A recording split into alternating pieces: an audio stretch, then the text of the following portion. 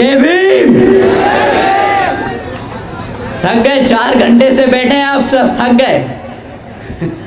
उमस गर्मी में इतनी देर से इंतजार कर रहे थे। पहले मैं लेट हुआ, उसके लिए मैं आप सबसे क्षमा मांगता हूं। आप सब इतनी देर से इतनी पेशेंटली हमारा इंतजार कर रहे थे, उसके लिए मैं आप सभी का तहे दिल से धन्यवाद करता हूं। अब एक बार ऐसा जय भीम बोल दीजिए कि हमें लगे कि हमारी गलती के लिए आपने हमें माफ कर दिया। जय भीम। साथियों, आप सभी का यहाँ पर इस इलेक्शन रैली में मैं और मेरे साथ मंच पर मौजूद सभी आपका तहे दिल से यहाँ पर स्वागत करते हैं और आप यहाँ मौजूद हुए इतनी गर्मी में, आपका तहे दिल से धन्यवाद करते हैं। साथियों, सबसे पहले मैं अपने सभी संतों, गुरुओं व महापुरुषों को, जिसमें खासकर महात्मा ज्योतिबा फूले, छत्रपति शाहू जी महाराज, नारायण गुरु, तांत्या भील मामा जी, पेरियार रामास्वामी जी, बाबा साहब डॉक्टर भीमराव अंबेडकर जी एवं मान्यवर साहब श्री काशीराम जी को नमन करता हूँ। साथ ही साथ मान्यवर साहब श्री काशीराम जी की एकमात्र उत्तराधिकारी हमारी आदरणीय बहन कुमारी मायावती जी को भी नमन करता हूँ। उत्तर प्रदेश की 4 बार मुख्यमंत्री, लोकसभा व राज्यसभा की कई बार सदस्य रही आदरणीय बहन कुमारी मायावती जी, जिन्होंने अपने सभी SC, ST, OBC एवं अल्पसंख्यक समाज के साथ साथ सर्व समाज में से गरीबों और कमजोरों के लिए अपना पूरा जीवन समर्पित किया, तो मुझे गर्व है कि मुझे ऐसे महान नेता के नेतृत्व में काम करने का मौका मिल रहा है।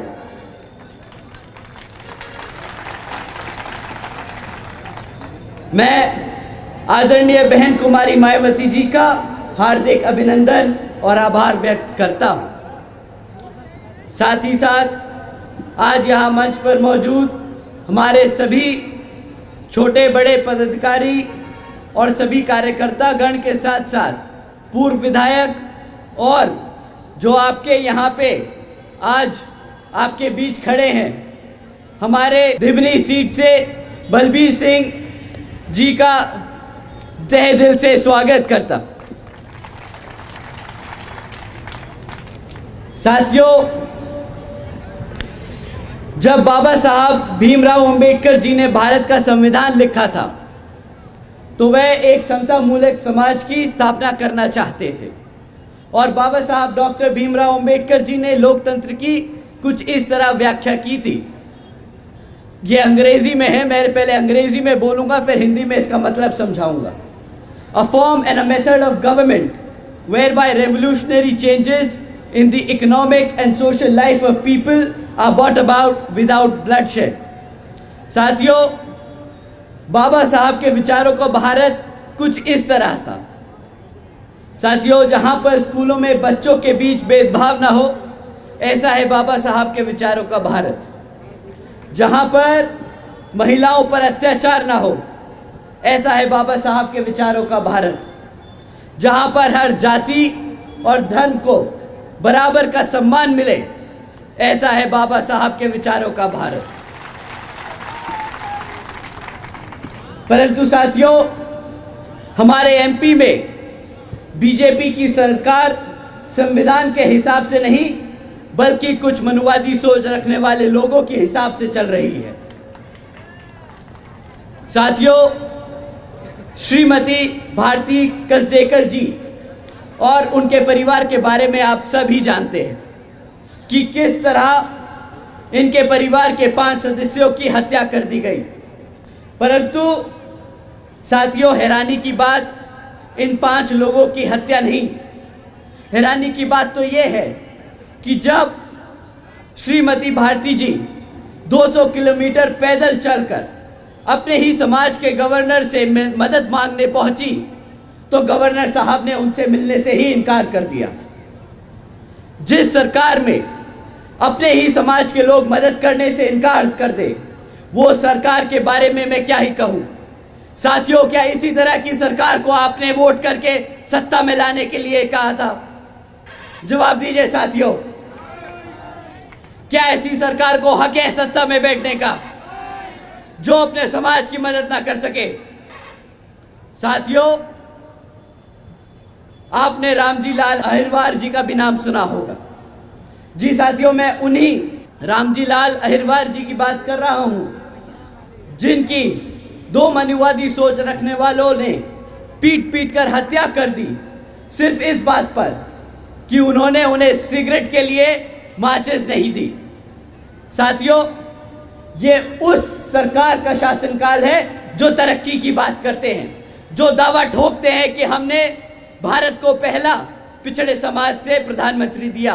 क्या उस भारत के प्रधानमंत्री के उस प्रधानमंत्री के भारत में ऐसा शासनकाल चल रहा है जहां पे हमारे समाज के इस व्यक्ति को एक माचिस की तिल्ली ना देने पर मार मार के हत्या कर दी जाए? बताइए साथियों, ऐसा है क्या ये भारत? साथियों, अभी 4 दिन पहले की बात है, आप सबने सुना होगा कि किस तरह एक 15 साल की बच्ची का बलात्कार कर उस उज्जैन की सड़कों पर फेंक दिया मरने के लिए। यहां पर साथियों, ये सिर्फ कुछ घटनाएं हैं उन 16,950 में से जिनके आज भी परिवार दर्द से गुजर रहे हैं, जिनका दुख हम शब्दों में बयान नहीं कर सकते। उस कांग्रेस और बीजेपी वालों की अगर मैं दोनों शासनकाल के दिन मिलाकर आप सबके सामने रख दूं तो वो भी कम पड़ जाएंगे जितने यहां पे पिछले 5 साल में हत्या और कांड हुए हैं। पर अब और नहीं साथियों, अब कमलनाथ जी और शिवराज जी को ना हम भूलने देंगे और ना हम उन्हें कभी बता देंगे। हम उन्हें बता देंगे कि पिछले 5 साल में 16,950 से हमारे परिवारों के सदस्यों के अत्याचारों का बदला हम मध्य प्रदेश की हर एक विधानसभा पर बसपा का परचम लहरा कर लेंगे।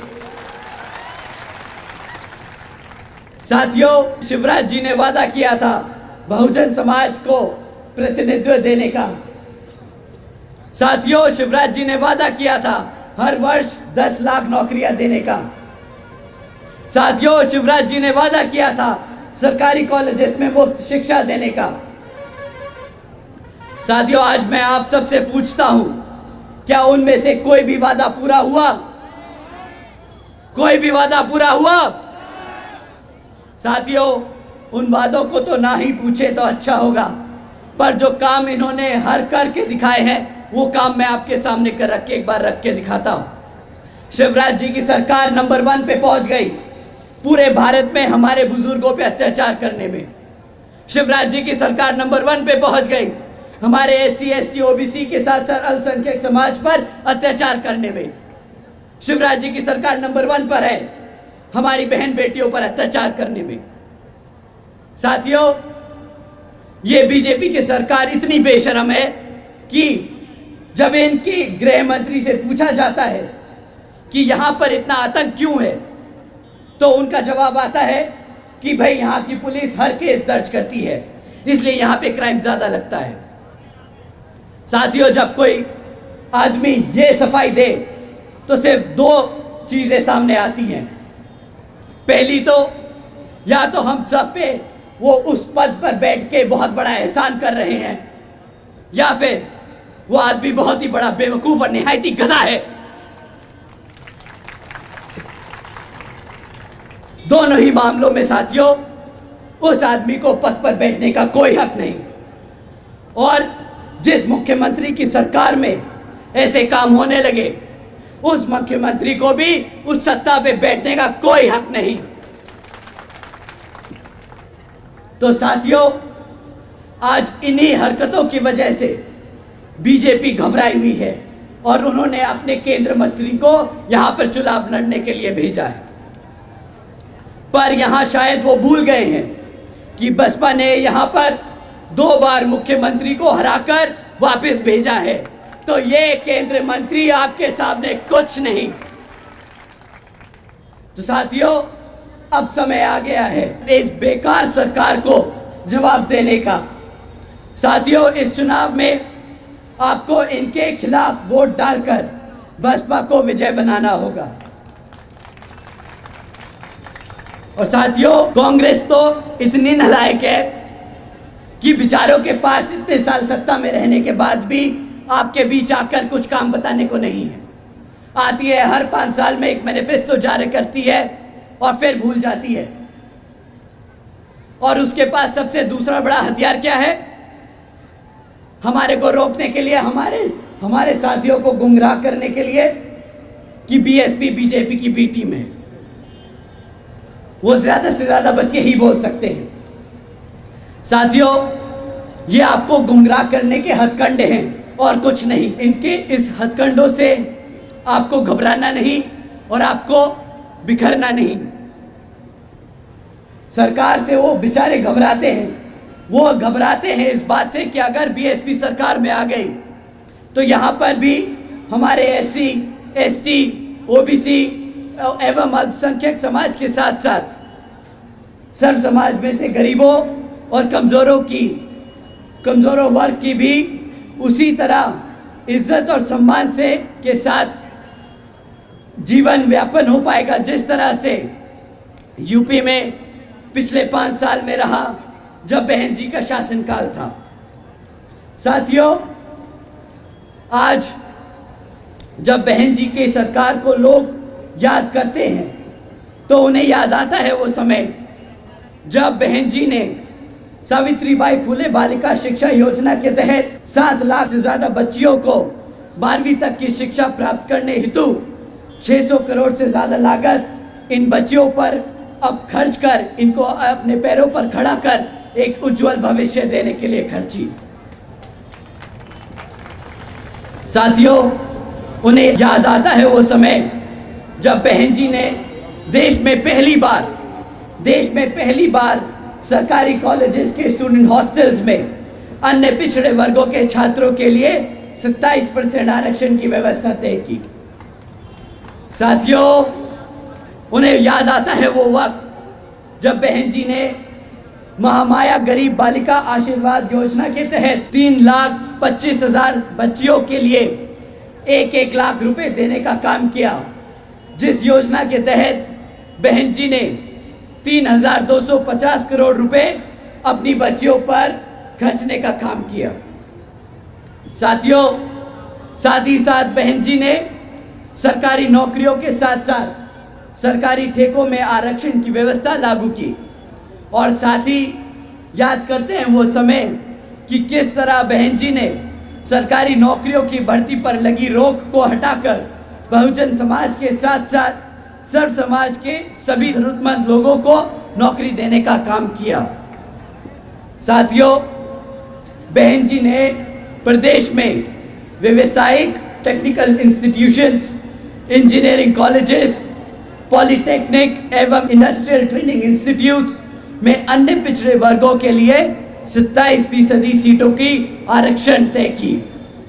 साथ ही साथ बहन जी ने कृषि एवं संबंधित कार्यों में मिनिमम वेजेस को 55 रुपए से बढ़ाकर 100 रुपए प्रतिदिन करने का काम किया और अन्य पिछड़े वर्गों के लोगों के लिए क्रीमी लेयर की वार्षिक आय सीमा 3 लाख रुपए से बढ़ाकर 5 लाख रुपए कर दी।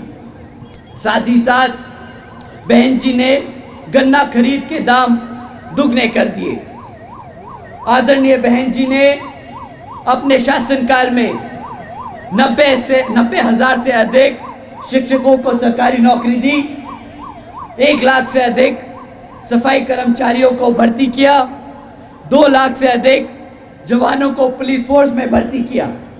और साथियों, बहन जी ने काम अपने 5 साल के शासनकाल में इस कदर किए ताकि हमारे समाज के लोगों को अपना प्रदेश छोड़कर जाने की जरूरत ना पड़े अपना पेट पालने के लिए। तो साथियों, हमें बाबा साहब के बताए रास्ते पर चलकर, मान्यवर साहब के बताए तरीकों का इस्तेमाल कर और बहन जी के बेबाक अंदाज को अपनाना होगा दिल और दिमाग से।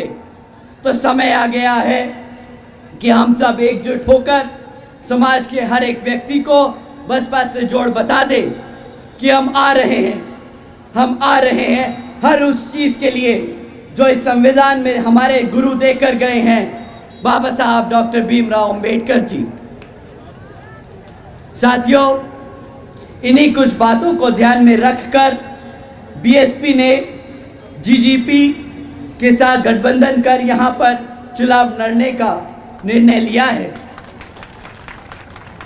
तो मैं आप सभी के से अपील करता हूं कि इस विधानसभा आम चुनाव में आप बसपा और जीजीपी के को वोट डाल यहां बसपा जीजीपी की सरकार बनाने का काम करेंगे, जो आपके मध्य प्रदेश में बहन जी मॉडल ऑफ गवर्नेंस के तहत चलकर यहाँ पर भी सभी का उत्थान करने का काम करेंगी।